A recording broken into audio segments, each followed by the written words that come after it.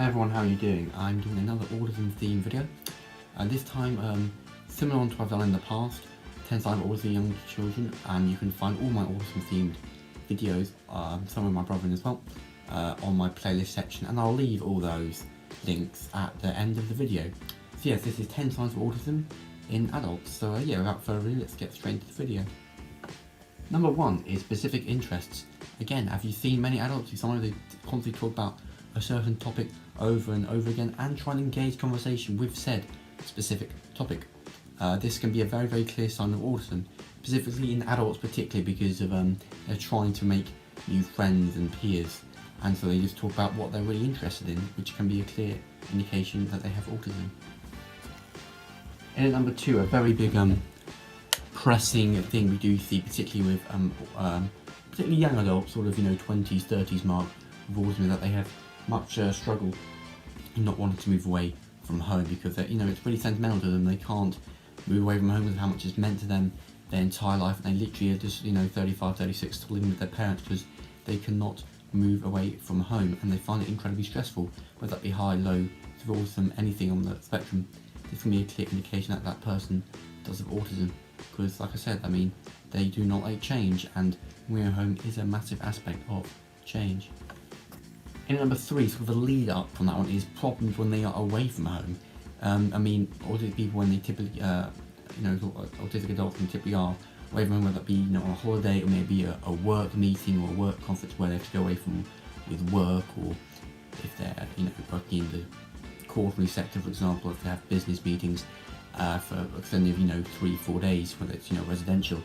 This can be a clear sign also when they're finding this very, very stressful, because again, they're away from home, they're away from their safe space, and they can feel very overstimulated. In at number 4 is liking to work alone. This is a very key indicator this person could indeed have autism, or they do have autism, because autistic people do like working alone very, very well, because they're just doing exactly what they want, when they want, and they can really get into a very, very, very clear routine of what they're doing. For example, in the story, in this debate, Alan Turing had autism because of how rigid he was in his working of the bomb machines in the Second World War. They want intense focus and concentration for many hours on end, sometimes even forgetting to eat or to even drink, and this can be a clear sign that a person with autism when they have these long working periods. In number 5, unfortunately, this is a big issue of young adults and adults with autism, is they find it very, very hard to go into employment. They can find this very, very difficult to find employment because although when you're in employment there is a routine-based getting there, and finding people who aren't going to discriminate against that or accept that in that role of responsibility, it's very hard to come by. And also again, the interest can be very specific, like I mentioned earlier, the first one, which is why I can find employment really, really difficult. So like I said, clear sign of autism is struggling to find employment, but luckily, hopefully, this does continue to get better in the future. More people with autism do go into employment. In at number 6 is being unable to commute independently. Again, a bit of a follow-up to the last one, because why I can't find work, because they find it hard to commute, travel by bus, train or car independently. Perhaps some autistic people can't actually drive a car, which is why I find it hard to, commute independently. They do not like it unless they're with, a friend or a mother or father or someone they know, relative. They can find it really difficult because they're surrounded by people and things they don't know. It's noisy, 5 senses are just stimulated far too much when they are commuting, and they prefer to just stay at home. In at number 7, this is the key indicator this person can be autism if they are adult, is that when you notice and you look over them, they're constantly having stimulating or having self-stimulating activities, such as twirling with hair, playing with fun, fidget toys, and all be clear indicators that this person has autism.